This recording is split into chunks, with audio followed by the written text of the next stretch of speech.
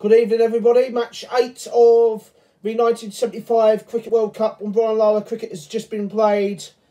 Now I'm going to give you a match report of the Group 2 match between Sri Lanka and Rhodesia. It turned out to be some game. Let's have a look at the final outcome. There's the outcome. Sri Lanka won the toss, selected the bat on the same pitch as the match that was on the same pitch that Kenya played on yesterday, and they scored 296 for 5 against 274 for 9 in an absolute thrilling game.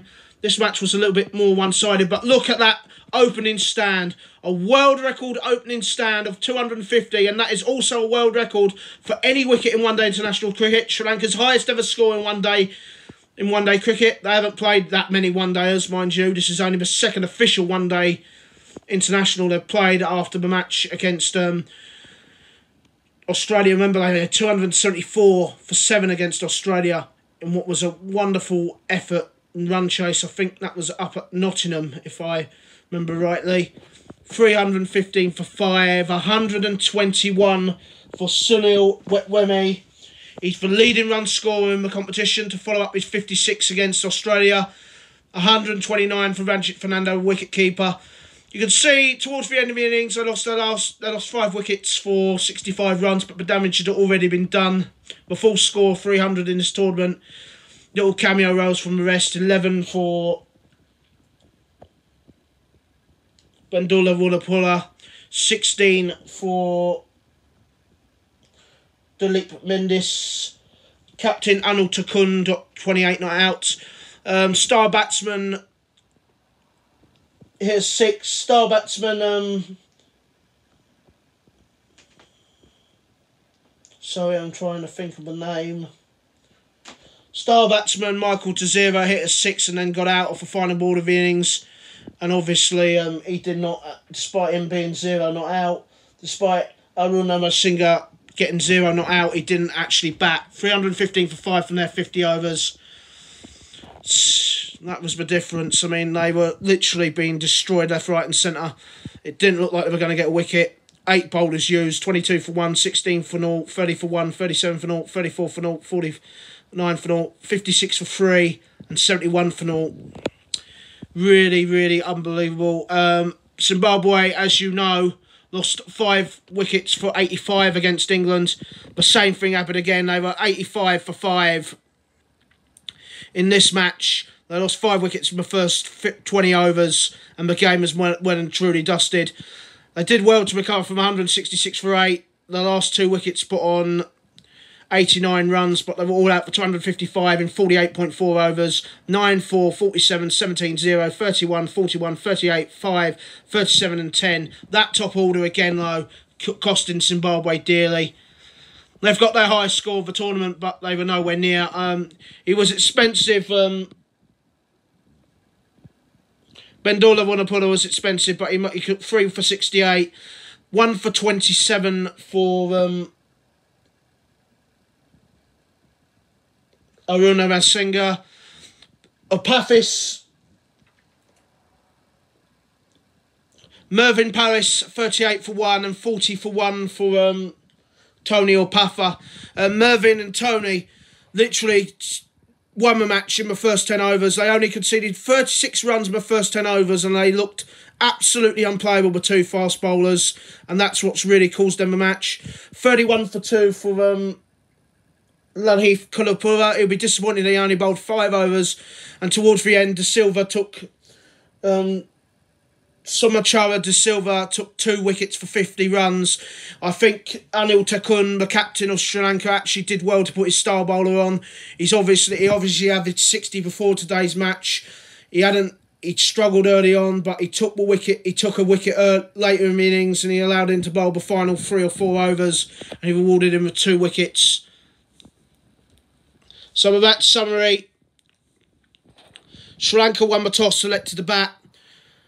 They made 315 for 5, their first ever score of 300 in a one-day international. A world record opening stand of 250, a world record for any wicket in a one-day international from Sunil Wettimuny, 121.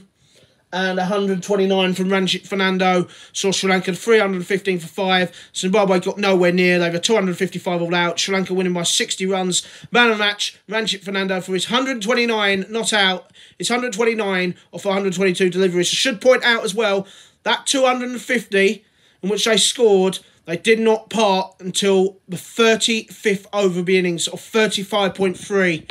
I should actually, to be precise. This is what it means for Sri Lanka. They're right in this tournament. They've got Holland next, but they're up to second on run rate.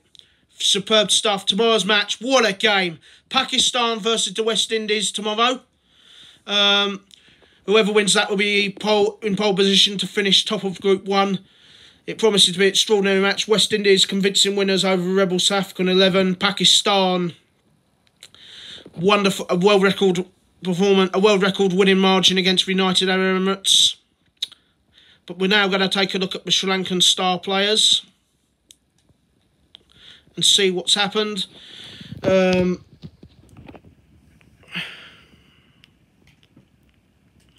Promises to be an intriguing match tomorrow, Pakistan versus West Indies. It could be the match of the tournament so far. Let's see what's happening. My hand's actually hurting while holding this, but you know, it has to be done. Let's have a look. Tracking. As you can see, average has gone down now. He's averaging 30 now, due to him being out for 6 this innings.